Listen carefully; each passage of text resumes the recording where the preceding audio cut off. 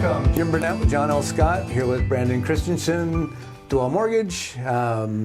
This segment, we're going to talk about investment and second home properties. It's a little bit different going after those type of properties, but people have so much equity in their home and they're selling, have extra cash.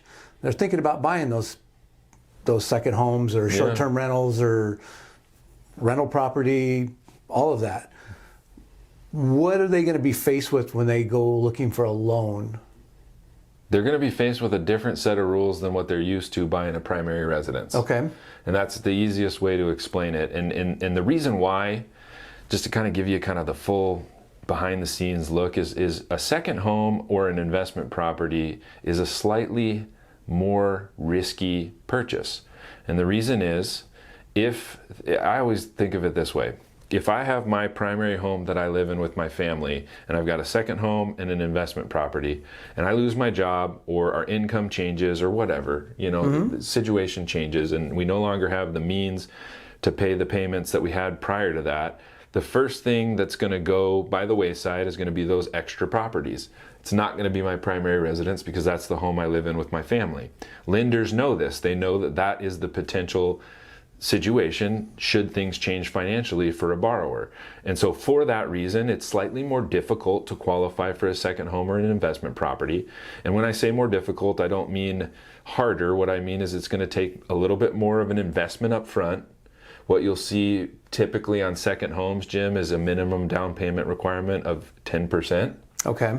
Investment properties typically 15%, but you get way better interest rate pricing the more you put down. Okay. On these properties. And one of the things to be aware of is that both Fannie Mae and Freddie Mac, again, those housing agencies that kind of set the rules for doing mortgages in the United States, they decided at the beginning of 2022 that they were going to change kind of how they do interest rates on second homes and investment properties. That change actually went into effect on April 1st. So we're a good month and some change into that. And they've made it a little bit more expensive to have those types of properties. And again, it has to do with the risk involved. And so there's a little bit more risk there, so those interest rates are a little bit higher.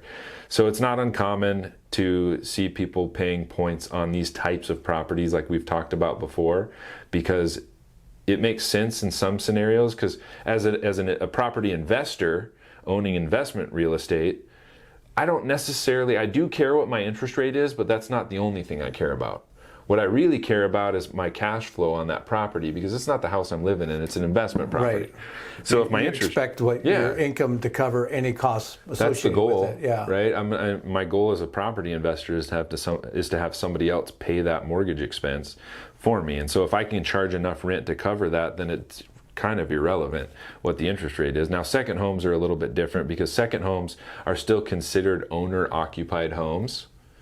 Now, that's not to say that you can't rent your second home out as an investment property, but what I will tell you is when you buy a second home, you cannot use rental income from that property itself to qualify for that purchase. Okay.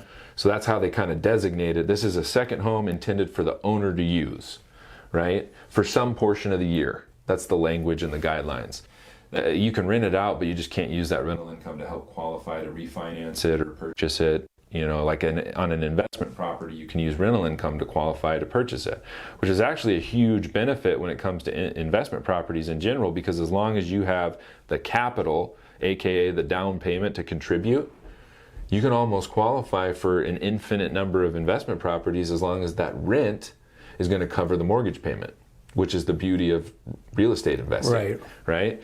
So those are some of the nuances between second homes and interest rates. Just be ready for those interest rates to be different than what you're seeing on primary homes, and the requirements just to be a little bit different and require a little bit more contribution from you as the borrower, and the credit score requirements are a little bit higher. It's just a little bit more challenging, I guess is what you could say. It requires a little bit more of you as the borrower and the purchaser for those types of transactions. Is there anything really different for someone who's buying their first investment property as opposed to someone who's been doing it for years? Not really. However, there are some loan programs out there. And again, if we get into that like jumbo space, where we cross that threshold of that conforming loan limit, Some of the jumbo lenders out there will require that you have 2 years of property management experience to buy an investment property and use rental income to help qualify. Okay. So sometimes that does come up, but in a standard conforming loan situation, it's a non-issue typically.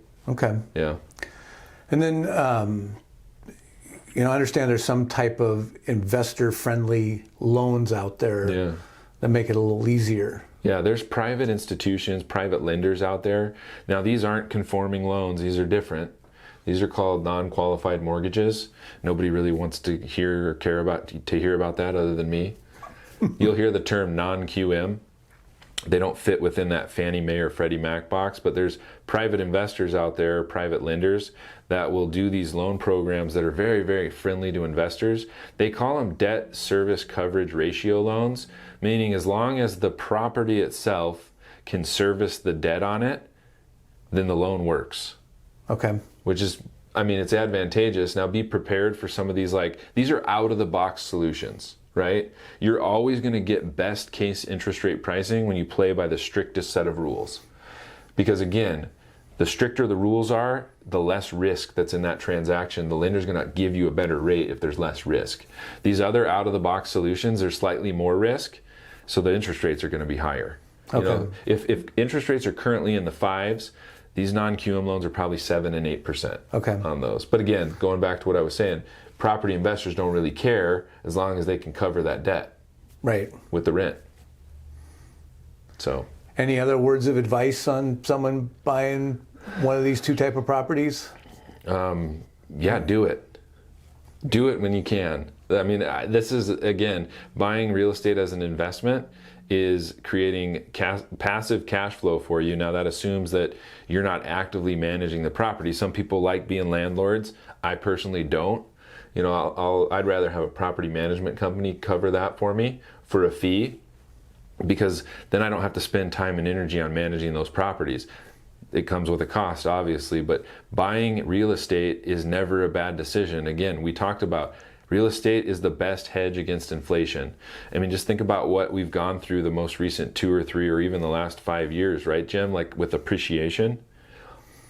Right, and we're not going to get into the topic, but a lot of people right now are selling their investment properties, taking that equity and buying multiple investment properties using a 1031 exchange, which is deferring their tax liability on that gain. And, that gets into a whole nother topic. That's a whole different conversation. But if you definitely is something, if you're holding investment property that has a lot of equity, something to reach out to either of us, and we'll get you in contact with the right people to make sure you maximize that benefit. A lot of benefits. Yep, absolutely. Well, thanks for tuning in. We'll see you next time.